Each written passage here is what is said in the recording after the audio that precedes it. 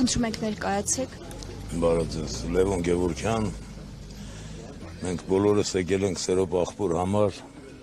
լեգենդար հրամանատարի աղբեր, լեգենդար հրամանատար,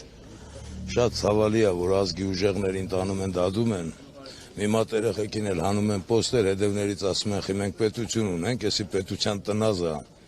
հետի ասելու բան չի, ցիրուցան ալնում ես ազգը, վերջ պետք է դրվի ես ամեն ինչին, թորներից կարոտ ամբողջ զորքը Սերոբին է սպասում, իր հրամանին է սպասում, իր կարիքն են զգում ընդե։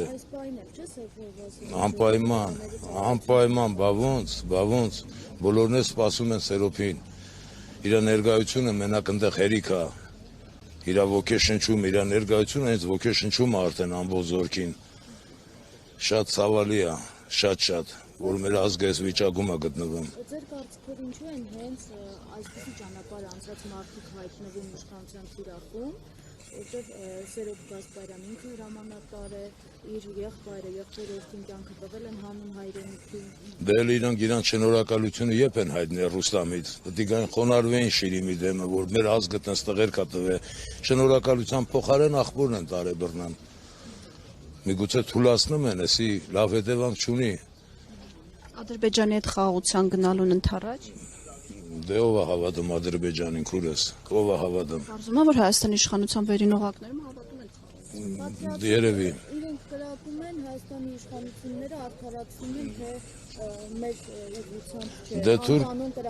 Դե թուրքը միշտ դիվանագետ է, սողուն ազգ է թուրքը, որ պահին իրան ոնց պետք է, տենց է խոսում, որ պահին պետք չի, ինչ ուզի անում է մեր ազգի գլխին։ Մենք էլ պարակվել ենք, սաղ ազգը հեռացել է իրարից, ցիրուցան է ել է։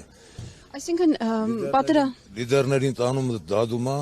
մնում են այս անզոր ժողովուրդը, մի մատ երեխեքին էլ հանում է պոստեր, հետևներից էլ ասում է, մենք պետություն ունենք, էդի ասելու բառը, էդի պետության տնազ է ասում է, էդի ասելու բառը, ղեկավարի բառը էդի։ Չէ որ ինքը պետք է ուժեղ լինի, ղեկավարը, որ ազգը իրան ուժեղը զգա։ Ես չեմ հասկանում, անհապաղ Սերոբին հանելա պետք ստից, որովհետև ամբողջ զորքը իրան է սպասում։